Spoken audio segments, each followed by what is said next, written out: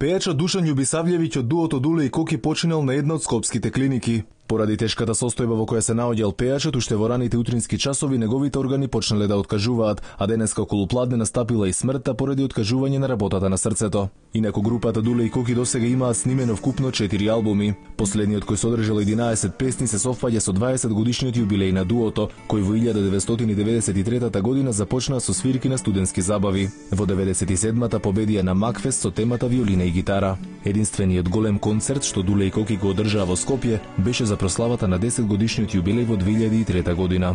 Љубисављевиќ зад себе ја остави сопругата Љупка Нескова, со која пред само неколку месеци се оженил повтор пат. Во бракот ја прифатил и незината 5-годишна ќерка. Блиски пријатели на пејачот велат дека иако претходно немал кардиолошки проблеми, наеднаш му откажало срцето. Погребот ќе биде утре на градските гробишта во неговиот роден Штип.